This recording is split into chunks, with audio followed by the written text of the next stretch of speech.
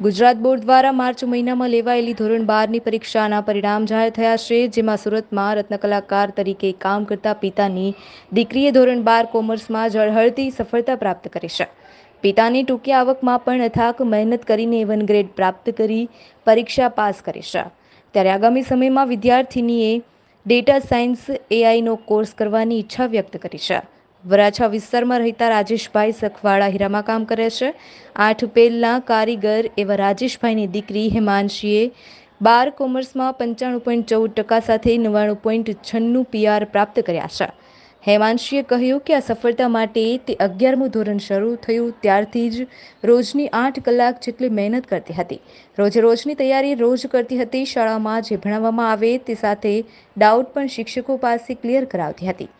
હેમાંશીએ સફળતાનો શ્રેય પોતાની તપોવન સ્કૂલને આપ્યો હતો। સાથે જ કહ્યું કે અહીંના શિક્ષકોને આચાર્ય મનસુખભાઈ ગોટી દ્વારા સતત હૂંફ આપવામાં આવી હતી।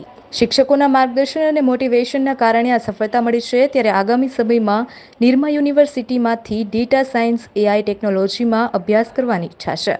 માતા દક્ષાબેન અને પિતા ધોરણ 10 સુધી જ ભણી શક્યા છે।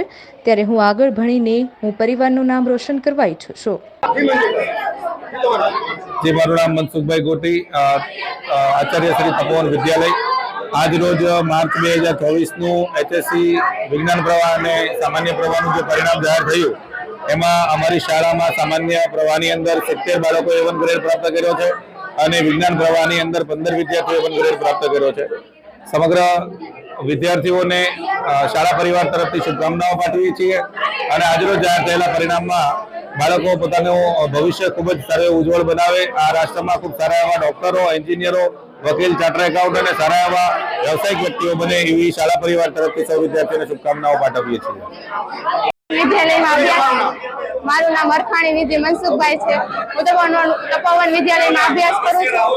મારે 95% આવેલા છે અને તપોવનમાં કુલ 70 A1 ગ્રેડ અને A2 ગ્રેડ 164 મેળવેલા છે અને તપોવનનું રિઝલ્ટ 99% છે। મારું શ્રેષ્ઠ મારા માતા પિતા શિક્ષકો અને મારી મહેનતને લીધે એટલે આગળ જઈને CA બનવા માંગુ છું।